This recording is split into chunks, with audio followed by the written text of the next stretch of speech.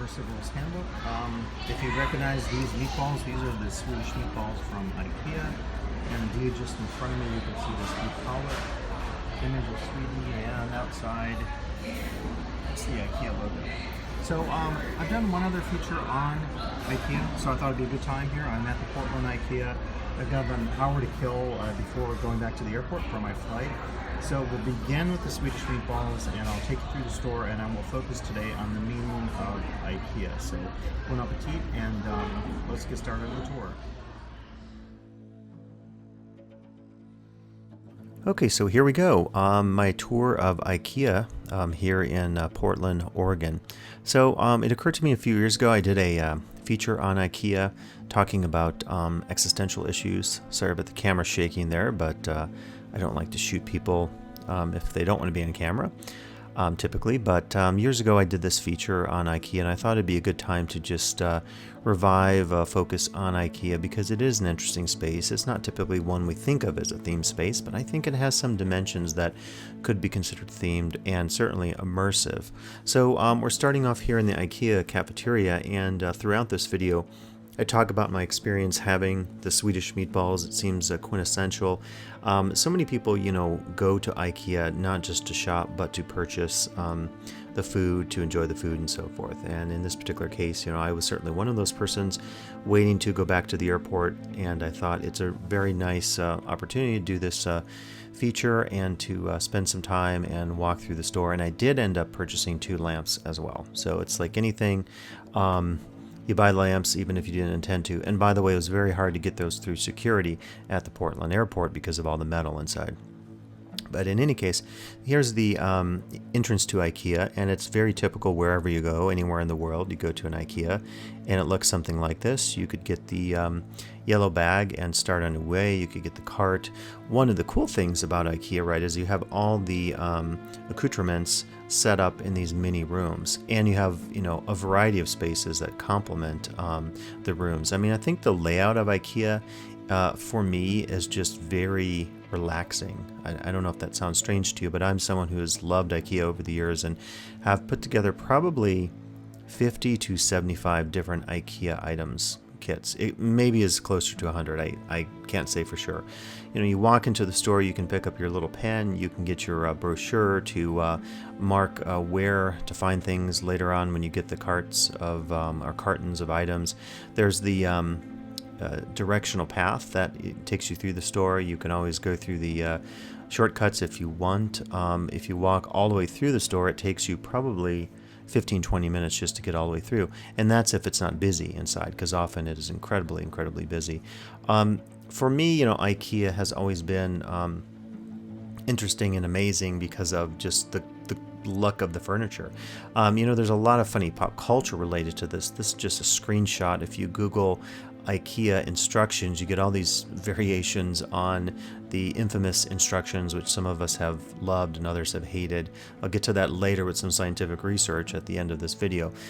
If you get a chance, by the way, Google IKEA Stonehenge instructions. It's absolutely hilarious, or I think it's hilarious. One of the things you see at IKEA, of course, is very low prices, and there's a lot of debate over this, like why are the prices so low? I think over the years, IKEA has done more with focusing on ethical issues, as maybe you saw earlier in the video, related to some environmental issues near the restrooms that they spoke of. But certainly the furniture is very low cost, and I think some people would say the reason for this is, as you can see here, you have to do a lot of the assembling yourself. You have to find it. It's also shipped in such a way that they can bring the prices down because they spend less on shipping because they can put the boxes flat. You can see going through the store that you can pick up any number of cheap items, 50-cent plastic items. I'm always a sucker for their kitchen items where you can get the little cool scrubby brushes. There's a whole cultural thing, I think, wrapped up in how IKEA creates its sense of space in terms of the stores, and that includes the instructions, that includes the layout of the stores, it includes the names of the products. By the way, I'm noticing I took this all on an iPhone, all these photos, and they're coming out kind of a little bit, the lighting is weird and the focus is weird.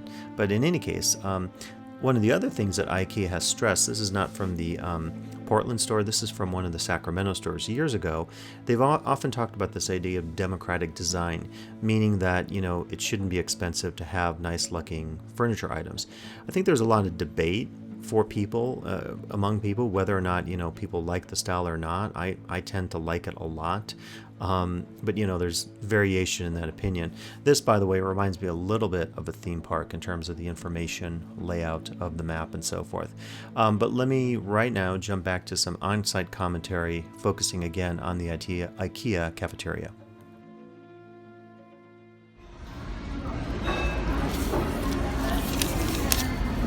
And certainly you can't beat $5.99, but I was going to say that check out the documentary on Netflix called Abstract: The Art of Design. There's a really good episode about IKEA, and part of it gets into the design of the IKEA cafeterias around the world and the menus as well. But the funny thing about it, for $5.99, just from a taste standpoint, I have to say, I can never complain about the IKEA Swedish meatballs. And it's one of the things, if you look at the prices of their food here, it reminds me of the strategy of the casino, right? Where the casino says they offer really cheap food or hotel rooms because the hope is that you'll gamble. In the case of IKEA, the hope is you'll go into the mini floors of merchandise and pick up some stuff and take a few things with you home. So they can probably lose a few dollars per plate of Swedish meatballs at $5.99, given that they will make some more money up on the stuff that you purchase and, of course, will assemble at home. Okay, we'll leave the meatballs behind and we'll go back to some voiceover here after the fact, after my visit. One of the things you'll note is that if you go to any IKEA store, there's going to be a big similarity just between the stores. And that, I think, gets into the distinctive style of IKEA, the cultural ethos, if you will, of it, the nature of the design, its appearance, everything we've talked about already, including putting together the IKEA furniture. The layout of all the stores is very similar. So you have the marketplace, right, that has all the various loose items, and then you start in the showroom, which has more of those little mini sets of bedrooms and kitchens and so forth. And so it's, for me, a relaxing place to walk through. There's something about the space. It could be just the entirety of holistically of how IKEA is. Now, I think people that don't like IKEA talk about the quality of the products, or they talk about not liking to have to assemble the furniture. Dan Ariely, behavioral economist, would, I think, offer that by putting things together at an IKEA store, your sense of ownership increases.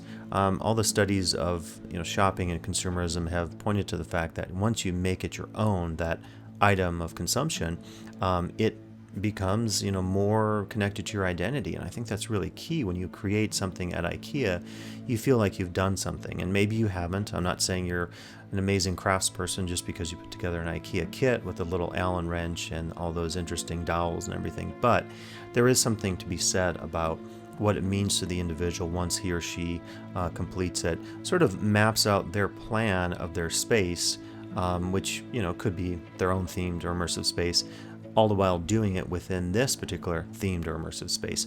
You can see we're in the wall decoration and mirrors. You can get a lot of interesting art for relatively cheap.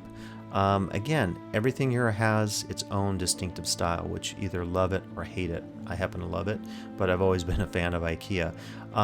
To me, there is something, I think, creative about thinking about going through IKEA and creating your own vision of what your, home is going to look like, and that's part of that process, I think, for people, particularly if they're doing it on a budget. And that's one thing with the Democracy by Design campaign that I think has been very effective for IKEA.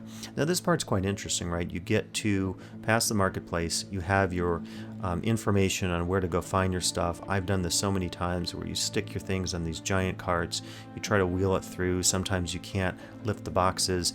I have stories about trying to unpack the boxes in the parking lot so it fits inside my SUV and so forth, and you probably have many similar stories. But there is something, I think, fun about that whole process of choosing your IKEA furniture, then going to the bays, the various aisles, looking for the numbers, taking it home with you, and feeling, this sense, I think, of accomplishment. And I don't think I feel that in other stores, and it's kind of an odd thing, right? But I think it really does have to do with the sense of a search that you endeavor, that you take on, and then also that sense of accomplishment once you build the thing, get it home, and so forth. Now, this is kind of cool. If you Google IKEA, there's an article Atlantic did on IKEA causing relationship tension, the New Yorker on IKEA's aesthetic, and then another one, the science of why couples fight at IKEA.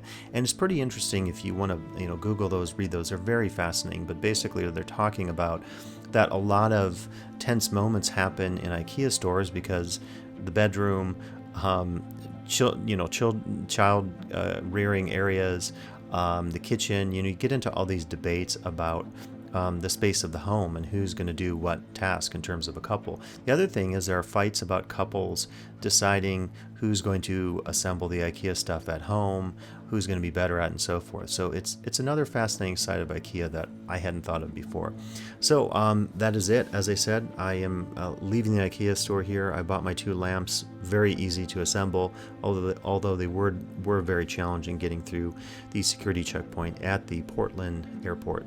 So that's it today here at the Portland IKEA. I hope you enjoyed this video feature, and please remember to come back for additional features like this one for the Immersive Worlds Handbook.